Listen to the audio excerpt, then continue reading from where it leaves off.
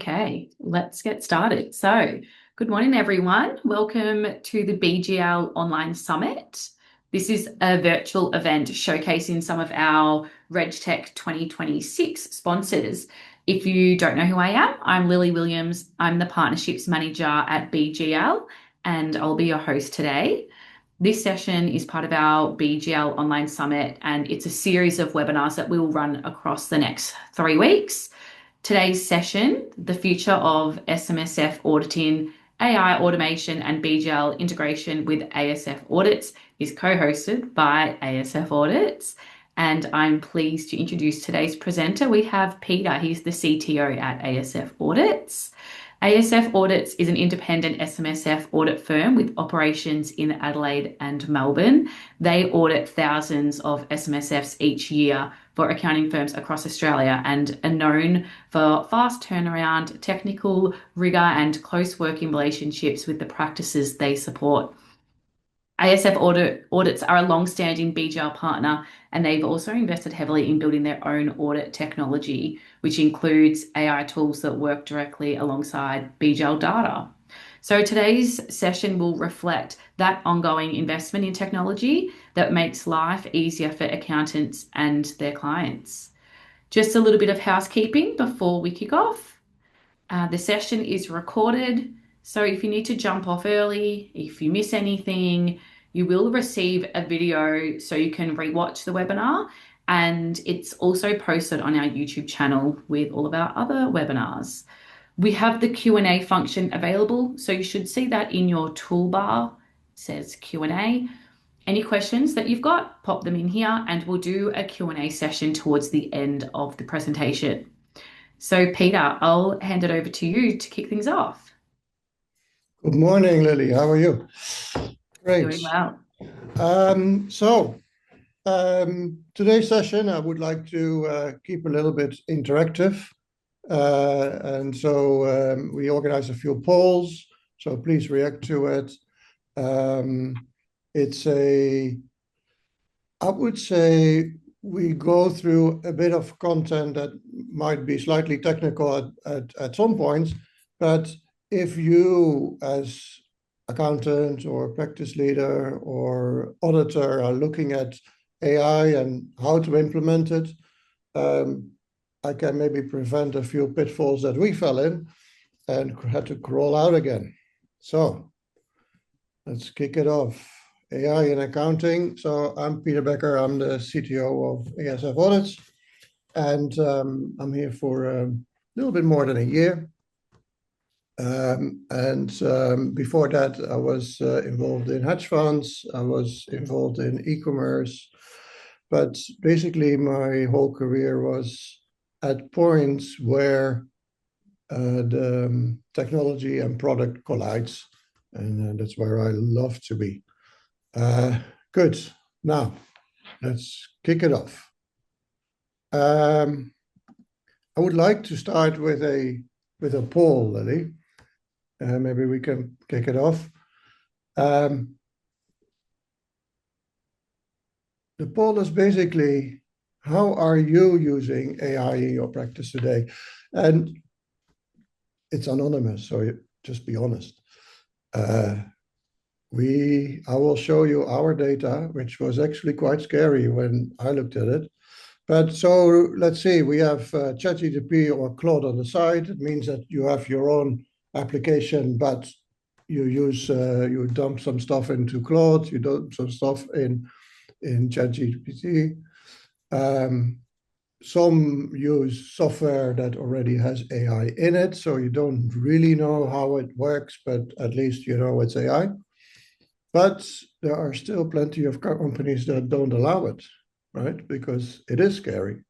The data leakage, documents that might get lost, or maybe there are still people who don't use it at all, and that's okay.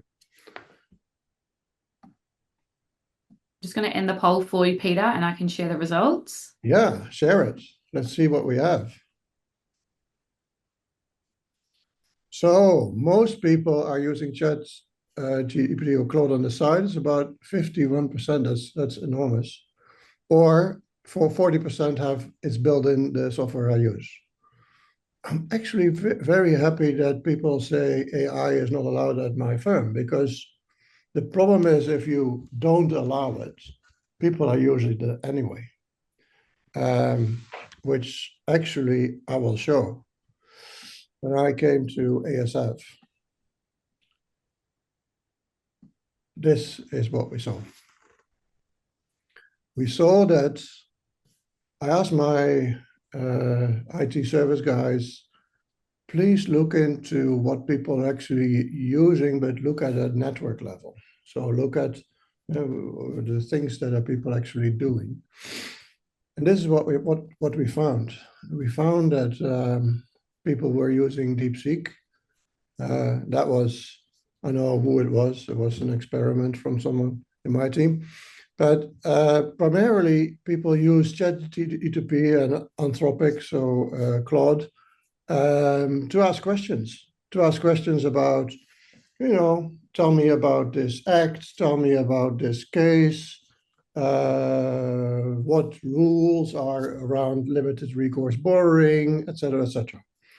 And then we said, okay, this is a risk, because if we have this now, and we know that our people are, of course, our staff is very well behaved. They will never share anything secret with open platforms, but it's a risk.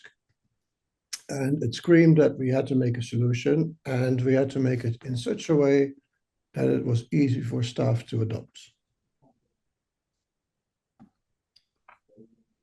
So my argument is, whatever you're thinking, your staff is already using it. Even if you think that they're not using it, they're using it on their phone. And they might have personal accounts, and they might do things that you just don't know. But more importantly, your clients are already expecting it. So if they ask you a very intelligent question, they probably have asked it already to ChatGPT of Claude, right? They don't come to you unprepared. They actually ask first, and all the legal documents are in Claude and are in ChatGPT. They're not always properly integrated, as I can show later. And often your software will ship with it. And not only that, if you look at it, and in my team, our engineers built everything with Claude and ChatGPT and Kimi and all the other models. And it's ubiquitous. So let me interact this. Who are we? We're ASF Audits, as Lily said. We're one of the largest. I was wrapped on my knuckles this morning. I said, but we are the largest. You can say that. Okay, well, I'll say it. We are the largest. We grow with about double digits a year. And I think that's quite spectacular for a company that is doing this for so long. And for the past 15 years, we're building our own audit tech in-house. That was even before it was called RegTech, Lily. Anyway, so it matters that we're one of the largest, because the scale matters. And the scale matters in such a way that thousands of funds flow through, and we have to be able to almost industrialize this process. And we need to make sure that it's all the time the same outcome and the same output. Now, let me tell you a little bit about our journey. And this is, I think, a feeling that a lot of practices have, is that, yes, you can build, as we did 15 years ago, we built a lot of software. And then we decided 2 years ago, I think it was a very brave call, to start again. Throw everything away and start again. And while we were still using, of course, our old software and trying to maintain it, we built the whole thing clean slate, clean sheet again. And 2 years ago, if you remember, AI was there, but it was primarily known for its hallucinations, right? You could find a lot of mentions on all kinds of social platforms on the idiocy that AI was telling you. And it was not really mature yet. But about a year ago, AI became an adult or maybe a teenager. But it had something to say, and it became suddenly capable, and it was suddenly impossible to ignore. So one of the things that I saw with my team is that the dev team started producing 3x the code from before, and I think now it's 5x. So that means that you have to organize your whole development cycle very differently. But I won't bother you with that. It's a different problem, my problem. But in the end, we had to decide about a year ago, we have to change. We have to change our original design, which was hardcore workflow management, and we have to make AI part of the core. So that's why we are sitting now. We have AI in the HubX foundations. I see always HubX, that is the new platform. We don't have that much creativity because the previous one was called Hub, and now we have HubX. So anyway, so we built HubX, the new platform, and there's basically in the middle of it is an AI engine that does a lot of work. And that building that engine was quite a journey. But okay, now we have HubX and Audy. And Audy is something I will demo in a few seconds, but let's first do a poll. Do you know what AI tools your team uses with client data? And so it's a little bit different from previous question, right? Previous question was, do we use any tools? But do you know whether people use the tools with client data? And nowadays, most companies have a policy. Whether it's followed is always a secondary thing. But going around to some of our clients and some of our partners, sometimes they say, I think so, which is, of course, a pretty dangerous place to be in. What are people saying, Lily? Mostly yes, that they've got policies and it's followed, which is obviously ideal. It is, but even those policies are often very hard to maintain, right? Because this world of AI is moving so fast that the policies are usually outdated before we can react to it. Okay, so I have a large group saying, I think so, and honestly, no idea. Well, and some of them, we banned AI at work. Okay.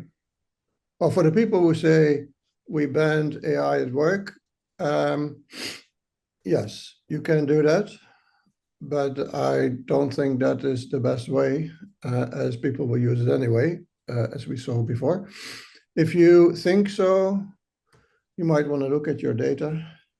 If you have no idea, you want to maybe look at your policies. But, you know, no bad or good answer here. It's just client data. The moment you start sharing client data with AI, you have to be very sure that your client data is not used to train other models. So I want to introduce our newest friend, and I will demo it or show a little bit video in a few minutes. We have called him or her, them, Audy. We had a competition on the name. We had a lot of creativity in our names.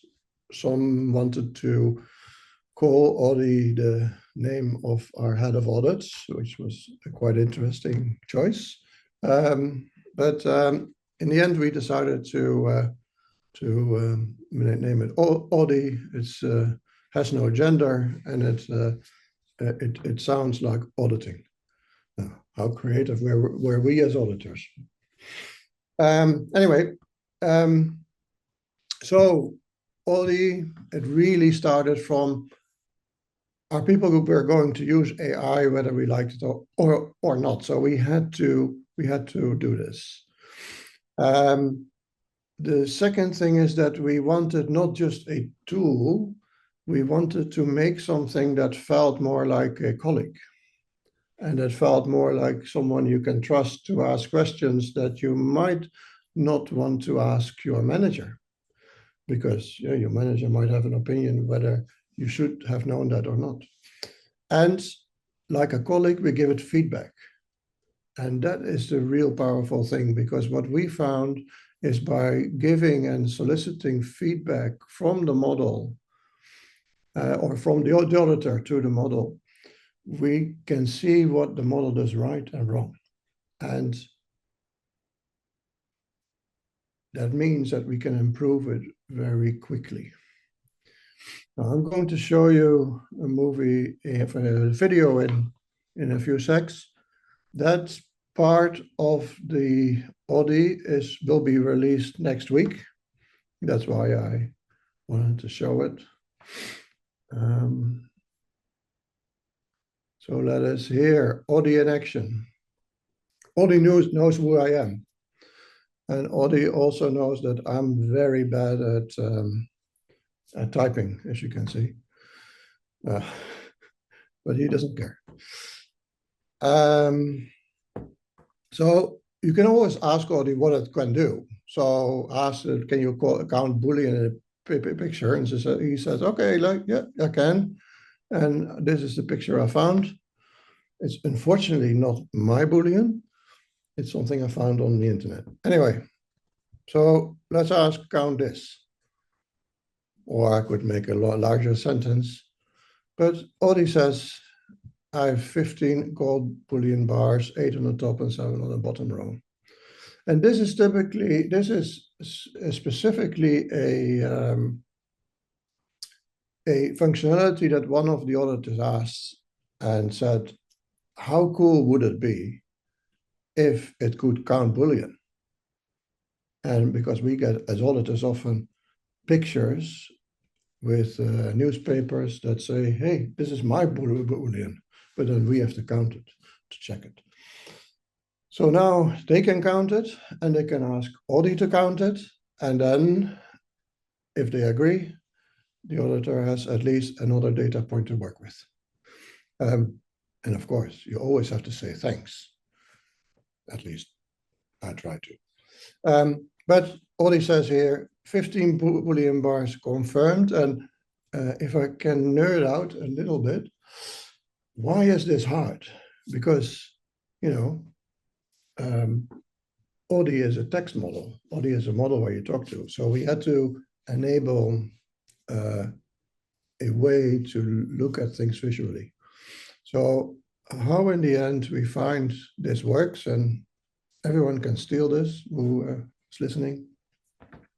If we ask the model to divide the picture into squares, so we, for example, 3 by 3, and then ask it to count in every square how many things they see then, and also to ask how many of those elements are overlapping the next square, and then you do a calculation, then it becomes pretty accurate. And that you do in multiple ways. So you make a 3x3 matrix, and you make a, for example, a 4x4 matrix on the picture, and then you compare whether those numbers are identical. If they're identical, you did a good job. This will be next week launched to our auditors. And I thank one of our auditors here in Melbourne to push us to make this happen, because it was actually quite a bit more work than I show you now, because it looks pretty simple, doesn't it, Lily?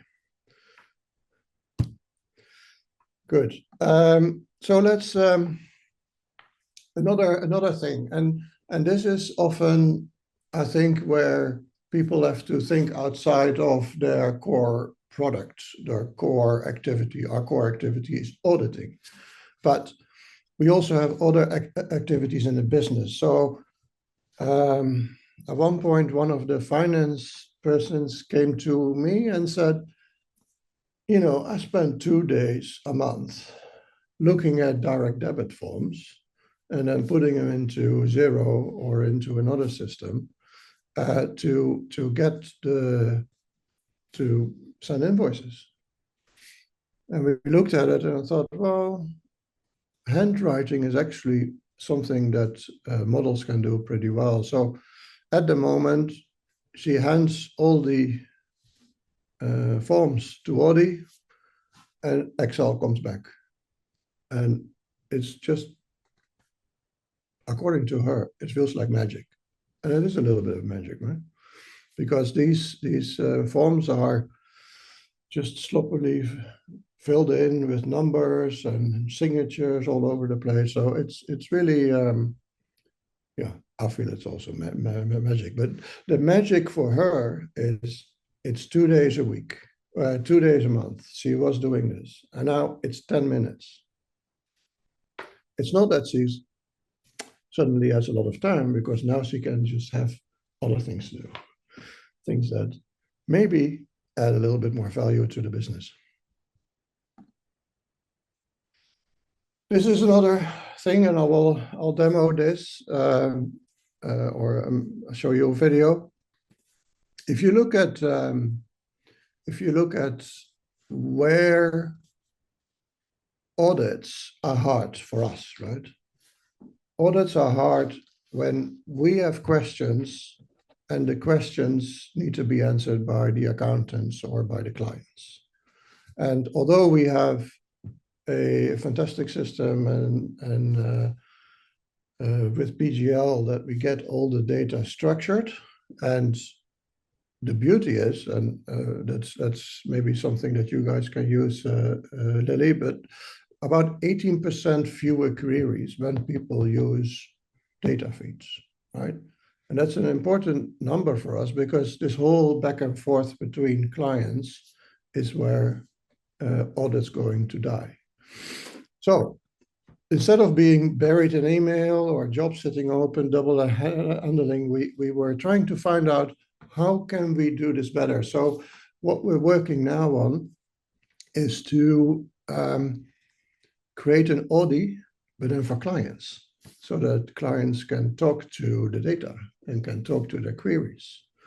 Now, to enable that, we follow a few steps, but now in beta, we have a product, the API, the HubX Portal API, and 2 clients are now building their software into it.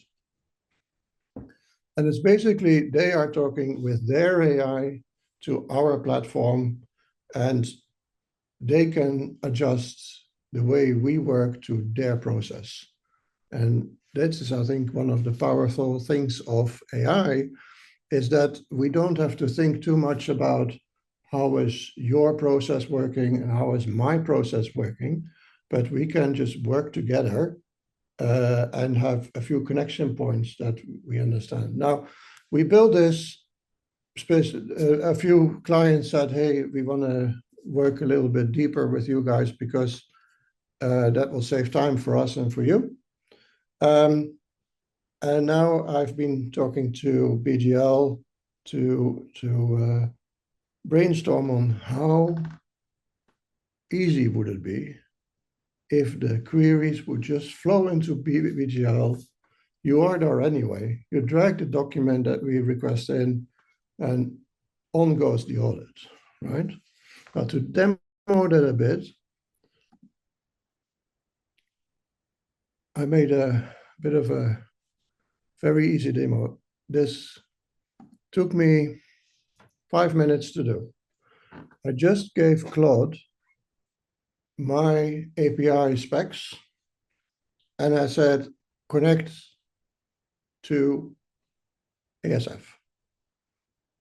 Now, after I started this movie saying, hey, are you connected to ASF audits? Because I needed to check, right?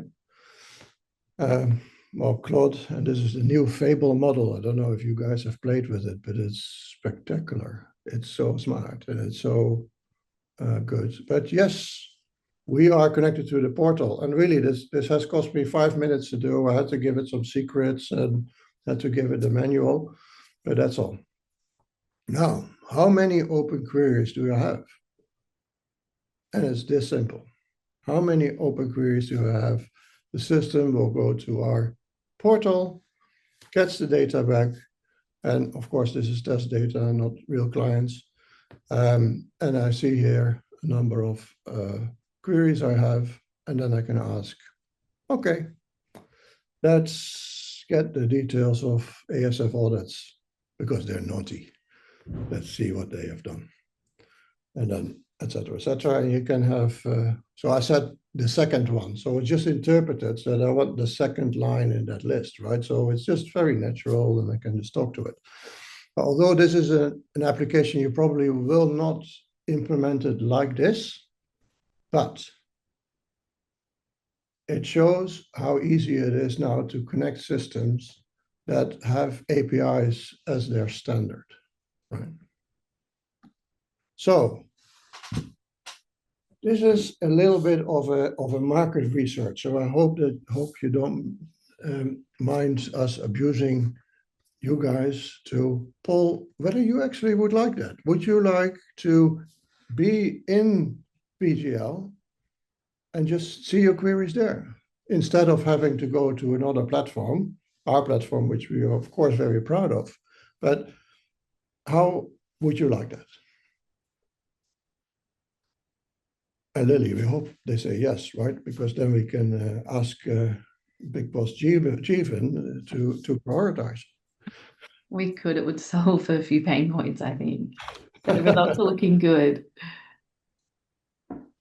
Good. So yeah, I mean, I can imagine that you love our portal so much that you would like to have a separate portal, but I actually assume that people would like to have as little applications open as possible, right? Because you don't want to have your whole screen full of all kinds of tools. I mean, I feel sometimes sorry for accountants who have to work with Zero and this and that. So, well, it's great. Yes, tomorrow, please. Well, tomorrow is a little bit hard. I think BGL and ASF need to make a plan. But tell me more, please. If you are a client of us, please connect to your client manager and we can enable the API for you and you can play. And even if you don't use it productively, at least you can have an idea on what's possible. And that's really something we would like to do with you guys. So after the secret piece of market research, let's switch gears. Getting into my area, a bit nerdy. And why a bit nerdy? Because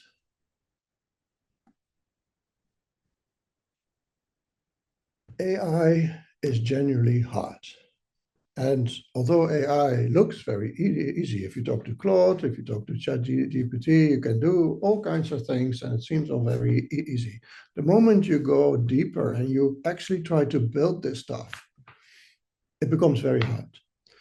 So how we see the whole auditing process, and in this case, it's also, in fact, the accounting process, right? So you have two types of data. You have structured data, and our friends at BGL have basically solved that, right? So we can get all the data that you guys put in, and you guys can pull the data from your work papers. You can pull the data from Atomic and all the other partners that BGL has. But the hard part is the documents. And I know you guys are, the accountants are working really hard to make those documents insightful for us, but they're still unstructured. They're still like a bunch of trust deeds, a bunch of contracts, bank statements, loan documents, certificates. We get handwritten forms. We get things that scanned with dates of 1994. It's not that easy, right? And to interpret it is always hard because you have to know when it was done, which law would apply then, etc., etc. So the biggest hurdle we have is how to make this part work, how to make the documents work. And why is this so hard? Because if I talk to one of my friends who are in tech and they say, what are you doing? I say, oh, I'm in auditing. I'm helping to build software to make auditing better. If they haven't fallen asleep by then, they usually say, that's a lot of data. It must be so easy to just drop the whole file into Claude and then ask if it's done properly. And this is now the problem. The problem is that these files, what you're talking about, they're about 100 megabytes, some are 10, but if you look at the whole file, including all the documents that we need to make sure that everything is proper, it's often 100 megabytes. And yes, you can toss that 100 megabytes into the directory and ask Claude to analyze it. Nothing will come out because, and this is a compliment for my team to trying this, because we actually tried to just throw it in and then see what the agents would say. The main issue is that if you are an auditor or if you're an accountant, you might not know, but your knowledge is actually 7 gigabytes. You have 7 gigabytes of information, all the laws, all the regulations, all the ways the trust law works in every state, the manuals, ATO rulings. And we actually made what we call a corpus of it. And it's 7 gigabytes of information. So every auditor, I assume now, has at least a hard drive of 7 gigabytes in their head, and that they use as background information. Now, this is one problem. It's the amount of data, and I'll come back to that. The second problem is an audit must be deterministic, right? You need to make sure that if you do an audit and your colleague does an audit, that the outcome is about the same. And if you do an audit twice as a person, you actually expect it to be the same. So more or less, an audit must be deterministic. But AI, by definition, is inference. And inference is just a nerdy word for probability. It's uncertain by design. It will give you different answers. By definition, it's brilliant. But if you have, and we tried this, right? So if you have a document and you ask for it, when was this document signed? Yes, all the time it will say the right date, but it will say the date in a different form. So it could say, if, for example, you signed it yesterday, it will say, well, that was the 18th of June or the 19th of July, sorry. I'm like a month behind now. Or they say it was yesterday, or they say it was a few days ago. So all answers are good, but I can't work with them. So The inference part is what often holds us back. And this tension is very real. Now, let's take those two things together, right? So, and this is the nerdy bit. The 7 gig brain fill that our auditors have is a problem, because all the frontier models, they have now about 1 million tokens context. And a token is a word or part of a word, right? So, and all these frontier models like Fable and Opus and GPT-5, 6, Sol, Terra, etc. Those models, they have budgets they divide their budgets in 3 ways. And they have an input budget, a reasoning budget, and an output budget. And if you would put, so normally when you ask a question, you say, hey, what does the fox say? And then Fable will think, and then it will output ring, ding, ding, ding, ding. Well, it should, or it should say rar. But it will, a question, a reasoning, and then an output. If you put the whole 7 gig brain fill into Claude, and you have to know that 1 million tokens is 4 megabytes, and you put the paper of 100 megabytes in, then you know that we have over allocated the input budget by about 1,750 times. So the scale is so different that, you have to find a solution for it. So one of the solutions, and this is not this is a little bit of a secret how we solved it, but what we found is that you can decompose all these documents that the auditor has in his head into chunks, and then you can draw relationships between them. And if you draw the relationships between them, you can basically make a big graph of all the relevant information, all the parent and child information. And then you don't have to put the whole information in, but the whole information is available, but the specific question gets answered by a specific part of the law or the article of the law or the relevant ATO statement, etc., etc. And this system on how to find these chunks, that's basically what we spend a lot of time. Okay, now, how do we then see how we can make the system deterministic, that it can hold a lot of information, but also that it becomes self-improving.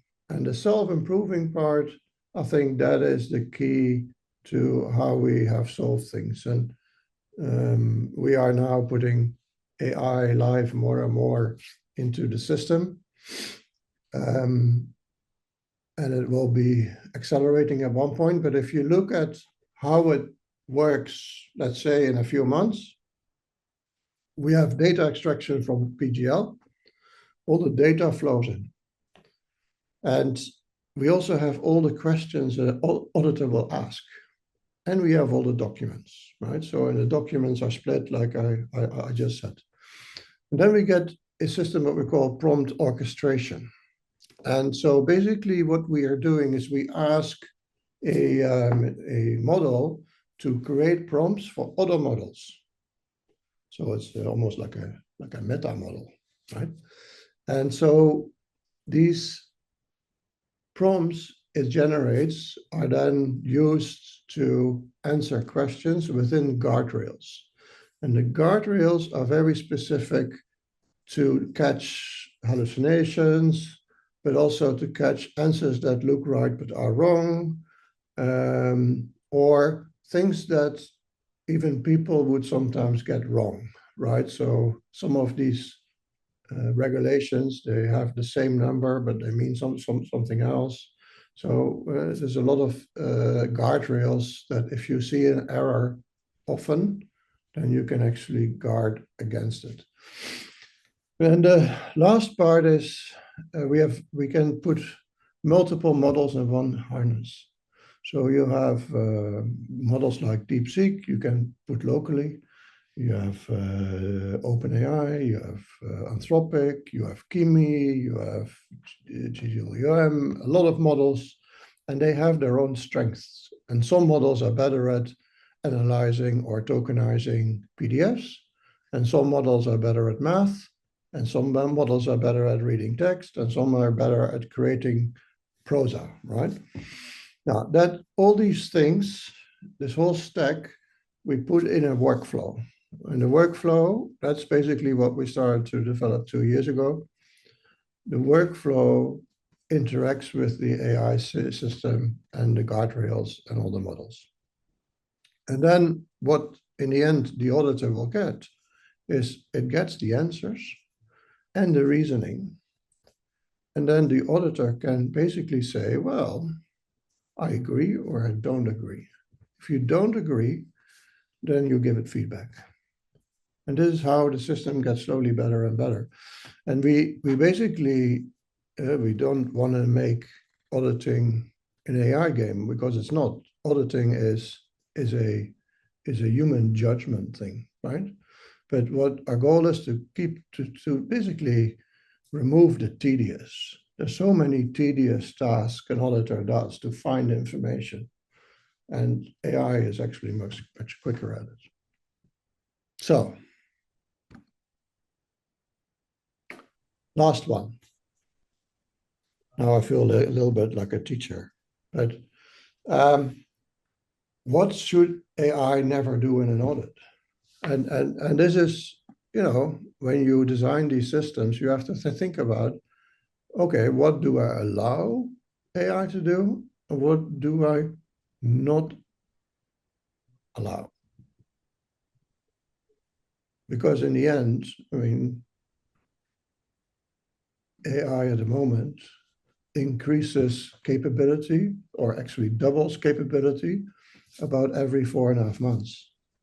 And that means that in 4 years, the capability of the current AI will be 250x. So in 4 years, it will be 250x from now.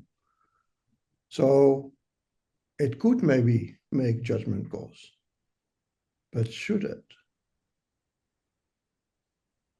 Lily, what do people say?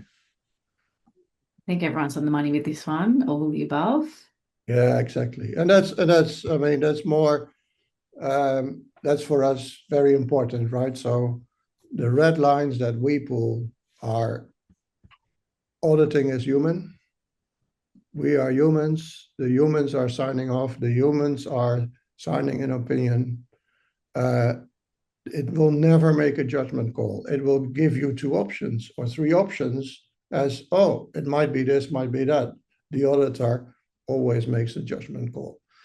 And of course, as we said before, none of our data is outside our own systems. We deploy our models into our own infrastructure here in Australia, and that means that nothing can leave our premises.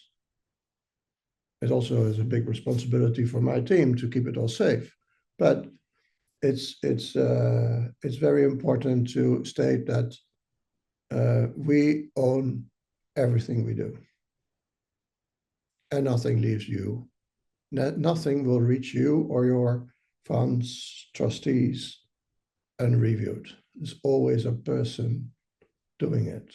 And this is something that we worked on in the beginning when we were talking about AI. What are the guardrails? Well, these are our guardrails. Auditing human. Well, I hope this was a little bit useful for people in the industry. We are ASF, driven by technology, but defined by people.